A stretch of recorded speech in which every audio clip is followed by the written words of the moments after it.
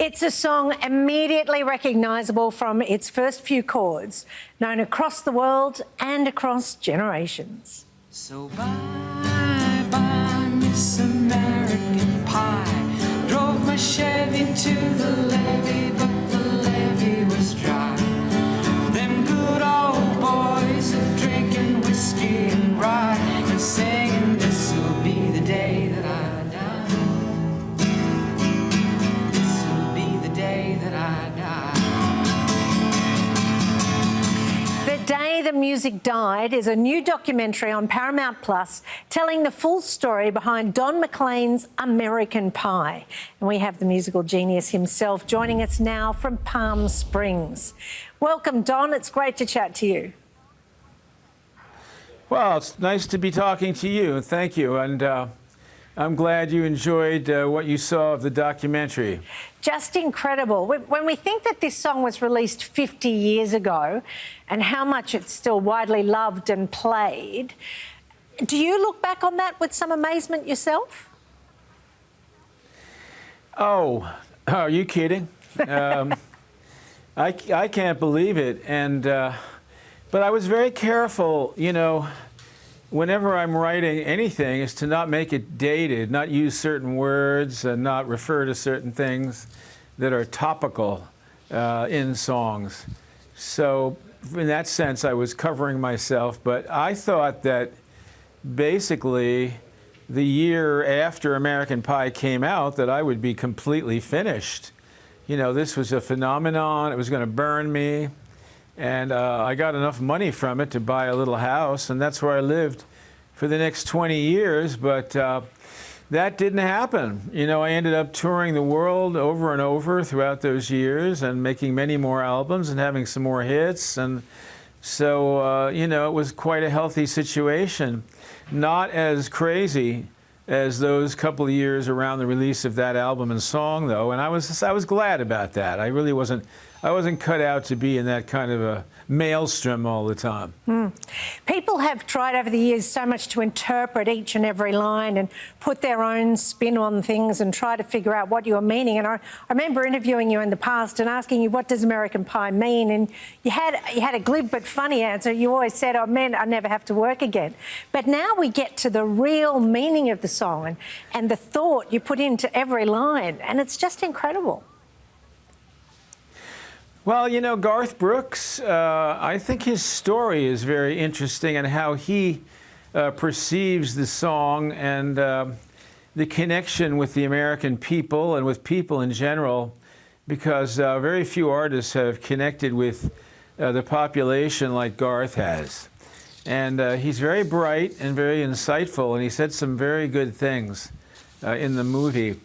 And, you know, you see as time goes on, the backdrop for how this song was made. We have never seen in recent times anything like the tumultuous political environment we had in the United States in the 60s and 70s. The 70s were as rough as the 60s. People don't realize that, you know. There was a lot of burning cities and assassinations and riots and everything you could think of. I lived through many, many bomb scares in my life. And today, if there's a bomb scare, everybody goes ballistic. Well, it was nothing back in those days. Can you tell us a bit about where you were and what you yourself were going through at the time you wrote it?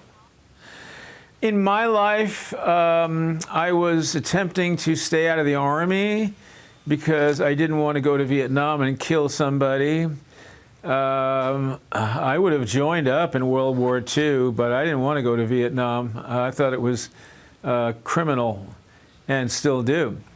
And I was married at the time, and that wasn't working out. I was very busy. You know, I would play 3 cities a day sometimes just to put together a few $100s. And I would supporting my mother at the time, who my father had died 10 years before, and I had supported her all along. So there was always some kind of activity going on with me. I was always busy making some things happen for myself, such as I still am, really. And what struck you about this plane crash? What struck you about that moved you to song? What moved me to write the song was that I wanted to write the most unique song about America. I've always been fascinated with America, the power of it, the drama of it, the complexity, and also the beauty of our land and our gorgeous states. They all have something to offer. Yeah, so that was the idea, and I had this in my mind. I wanted to have a song that was a closer, you know, where every song that I sang in a show, if I sang American Pie at the end, all roads would lead to that song. That was one of the reasons I wrote it. Do you clear up in the documentary some of the more speculated on mysteries from the song? Is the jester Bob Dylan? Is the king Elvis? All those things that people have assumed over the years? Well, that's where you have to see the movie. You know, it clears it up pretty well. I mean, one of the things that I say is that many things have 3 or 4 meanings. You know, for example, Lenin read a book on Marx, you know. The actual Lenin read a book by Marx and became a Marxist-Leninist. And of course, John Lennon, no doubt, read a book on Marx and became a sort of a socialist, a left-wing socialist.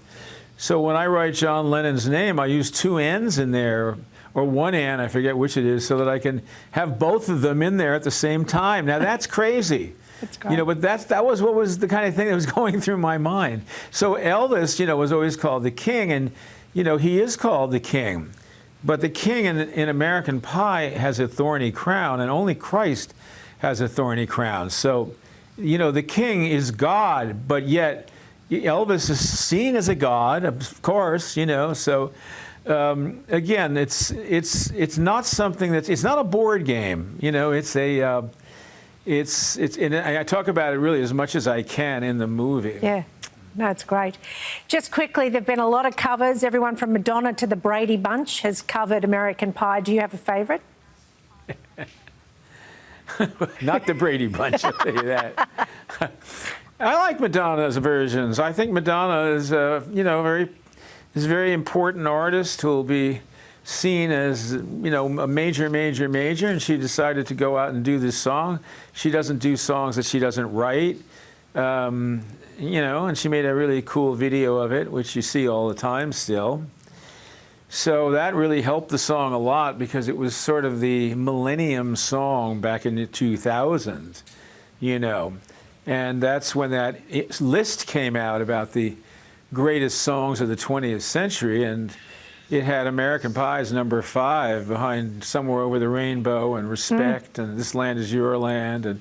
And I mean, you know, anybody listening to that would say, well, come on, there could be 100 other songs in the top 5, you know. But the thing is, American Pie was the people's choice. Yeah. It kept coming back to this guy. He didn't want it on the list. He probably didn't want it on the list at all. But he kept asking all these people, and they're submitting these ballots. There it was, every single time. So I had nothing to do with this stuff, you know, but I feel I owe some sort of an obligation to my fans and friends and people that love the song, and even people that hate the song, to talk about it a little bit more than I have. I think it's brilliant. I'm so glad you have done this. You can watch The Day the Music Died on Paramount+.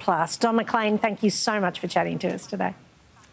Thank you. I enjoyed it.